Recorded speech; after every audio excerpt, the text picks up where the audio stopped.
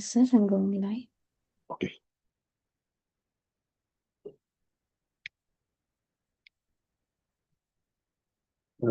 Namaste, everyone. Welcome to this evening's meditation session. Today, we are going to talk about Nisargadatta.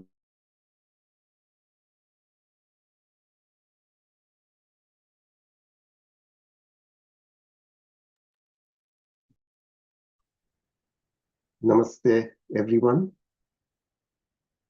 Welcome to this evening's meditation session and knowledge about Nisargadatta Maharaj. He was a revered Indian spiritual teacher and a guru of oneness, non-dualism. He was born on Ganesh Chaturthi, that is why he was named Maruti. He was born on April 17th, 1897 in Mumbai. He grew up in a modest household in a village in Maharashtra. His father was a small-scale farmer and his upbringing was deeply rooted in traditional Hindu values. In 1915, after his father's passing away, Nisargadatta moved to Mumbai to support his family. Initially, he worked as a clerk, but soon established a successful business of selling cigarettes, eventually owning multiple retail shops. In 1924, he married Sumatibai, and they had 4 children. His spiritual journey began in 1933 when he met his guru, Siddesh Rameshwar Maharaj, who introduced him to the oneness concept, Advaita Vedanta. His guru instructed him to focus on the sense of I am, Tattvamasi, I am, a practice that led to his profound realization of oneness of non-duality.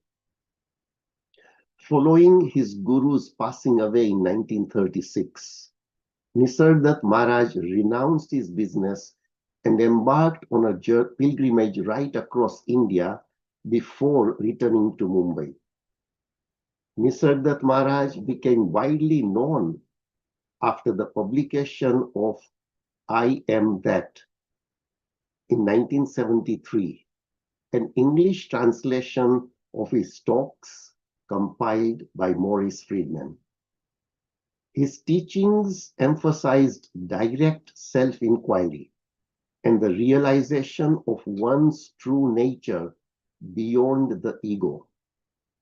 He passed away on September 8th, 1981, at the age of 84, leaving behind a legacy that continues to inspire seekers worldwide. His transformation is one of through just a single teaching. When Nisargadatta Maharaj met Siddharameshwar Maharaj, he was a simple shopkeeper with no deep spiritual background. His guru gave him a single mantra, single instruction: focus on the sense I am without any adjectives. Nisargadatta followed this advice with intense sincerity, leading to his profound realization of oneness or non-duality. This moment marked the beginning of his spiritual awakening, proving the power of Guru's guidance. When we look at Nisargadatta Maharaj's teaching, he was not only one of the most influential spiritual gurus of his time, but also one of the most noteworthy spiritual teachers ever. What has brought Nisargadatta Maharaj worldwide recognition? This was done after the publication of I Am That. Nisargadatta Maharaj's teachings and message to his disciples is known as Nisarg Yoga, and it always revolves around the concept of self-knowledge. Although he did not teach any formal method of spiritual practice to attain self-knowledge, he always inspired his disciples to look within and understand one's true nature. He consistently affirmed that each had his or her own way, and there could not only be a single method or technique to help everyone in the realization of truth. Following the traditions of his own guru, Nisargadatta Maharaj urged his disciples to concentrate on the I am to find it and stay with it to discover life's eternal source beyond both the illusory world of duality and even consciousness. In September of 1981, died one of the most extraordinary spiritual teachers in the history of humanity. There are some questions which all of us have. One of the questions is, what truly happens when someone attains enlightenment? Does a radiant light engulf them? Does their world shift in ways beyond imagination? These are questions that have fascinated seekers for centuries. Yet, most Gnanis rarely speak about their own state, almost as if it is insignificant. Their focus remains on the eternal truth, Tattvamasi, you are that. But Nisargadatta Maharaj actually spoke about his experiences. Unlike others who let their experience remain unspoken, Nisargadatta Maharaj responded to questions simply, directly, and without any pretense. In doing so, he did what few others had. He described his own state of being, not in grand proclamations, but in moments of sheer spontaneity, simplicity, and directness. His words weren't meant to impress, they were meant to awaken. The beauty of his responses lay in their truthfulness. Nothing ornamental, nothing concealed. Through his exchanges, he didn't just share knowledge. He invited seekers to step beyond illusion, beyond inquiry, into the immediacy of their own reality. His teachings weren't about what enlightenment looks like, but about what it means to truly be. Today's wisdom sharing session is born from one of those deeply moving moments when Maharaj, without embellishment, spoke of the ineffable. And in those words, something within us stirs, drawing us closer to that understanding. I'm now going to share my screen, and we will look at what Maharaj has actually spoken about.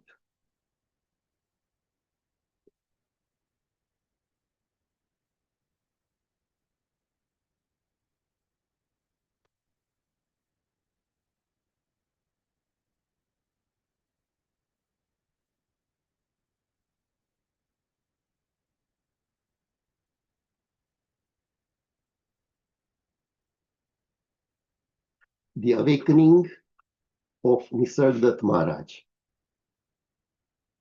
his enlightenment and state of being in his own words. This is that famous book which is very, very popular amongst millions of seekers worldwide. In his simple words, when he was asked about his self-realization, he said, I met my guru when I was 34. I realized by 37. I was a simple man, but I trusted my guru. What he told me to do, I did. He told me to concentrate on I am. I did. He told me that I am beyond all that is perceivable and conceivable. I believed.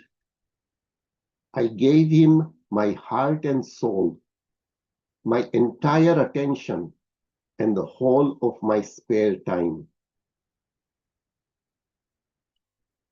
As a result of faith and earnest application, I realized myself, my Swarupa, within 3 years. So what happened? He says, pleasure and pain lost their sway over me. I was free from desire and fear.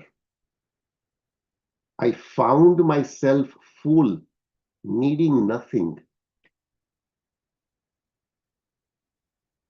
So disciple asked him, what do you do when asleep? He said, I am actually aware of being asleep. Is sleep not a state of unconsciousness? So indirectly he's asking, how can you be aware? Sleep is actually a state of being unconscious. Maharaj says, yes, I am aware of being unconscious. So then the disciple said, what happens when you are awake or dreaming? Maharaj says, I am aware of being awake or dreaming.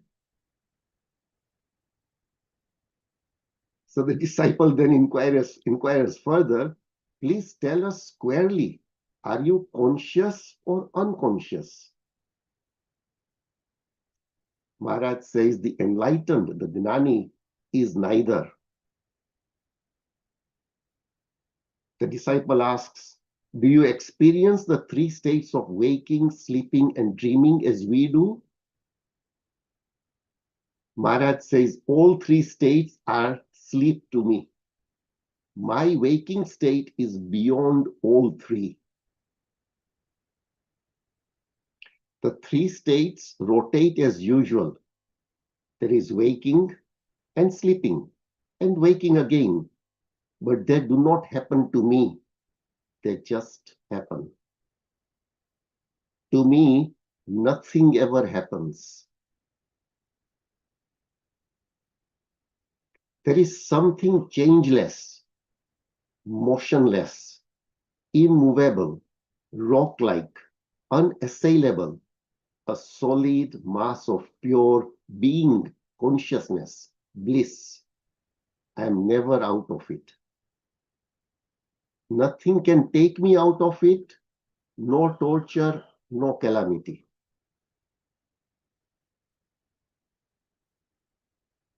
So the seeker asks, an accident would destroy your equanimity.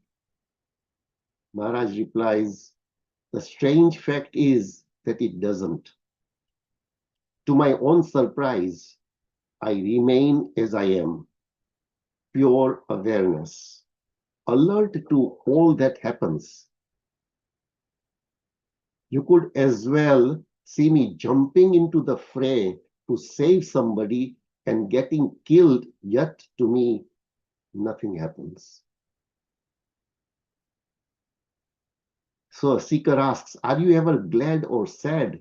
Do you know joy or sorrow? And Maharaj says, call them as you please. To me, they are states of the mind only, and I am not the mind. Since at any point of time and space, I can be both the subject and the object of experience, I express it by saying that I am both and neither and beyond both. So the seeker says, are you serious? Do you really mean that you exist everywhere and at all times? Maharaj says, yes, I do. I know that I am not describable or definable. The seeker says, but you have a name, shape, and display consciousness and activity. Maharaj says, in your world, I appear so. In mine, I have being only. Seeker says, I hear you talking about the unshakable and blissful. What is in your mind when you use these words? Maharaj says, there is nothing in my mind. As you hear the words, so do I. Maharaj says, I'm not sitting here and not even talking. Don't confuse me with the body. I'm not a person in your sense of the world, though I may appear a person to you. There is nothing I feel separate from. Hence, I am all. No thing is me, so I am nothing.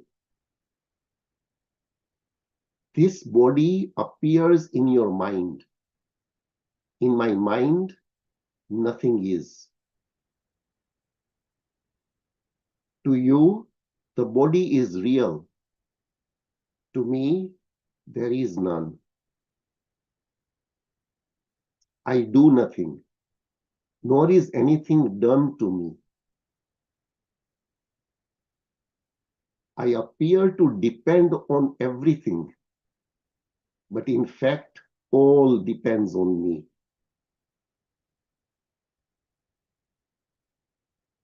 And what does Maharaj say about Guru? He says the greatest Guru is your inner self. He alone can take you to your goal.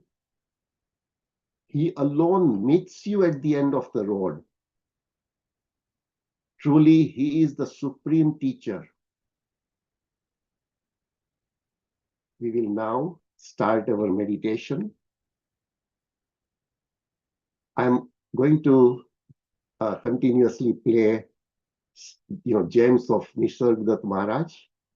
Initially, for a few minutes, if you want to keep your eyes open and read his messages, please do so. Thereafter, please become one with the breath. I will start playing the music as well. Thank you.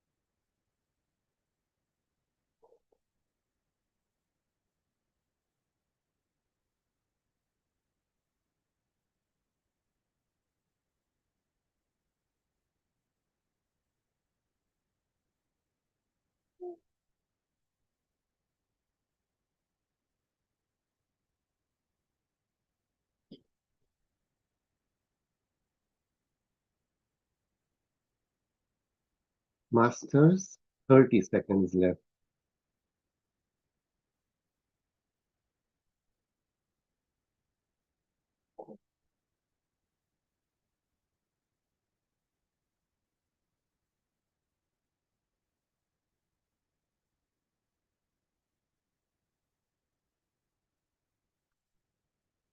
Slowly bring back your awareness to your body and the surroundings.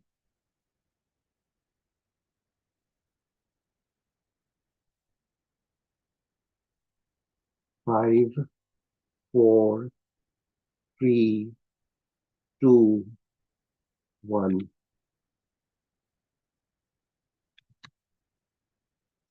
You may place your fingers on your eyes for a few seconds, and then you may open your eyes.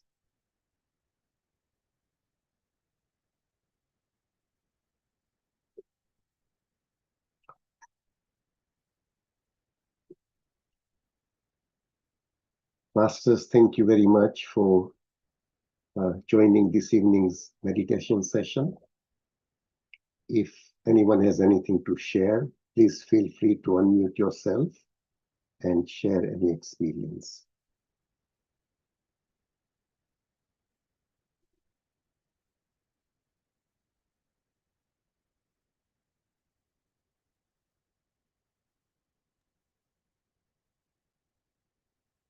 Thank you so much, sir.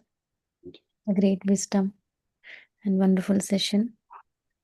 And thanks a lot. So, friends, anyone would like to share anything? Have any doubts?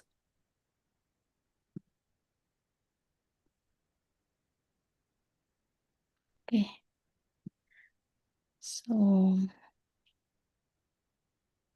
yeah, thank you so much for all your comments in the chat box. Okay, friends, let's all connect in tomorrow's session. Good night, everyone. Thank you, sir, once again.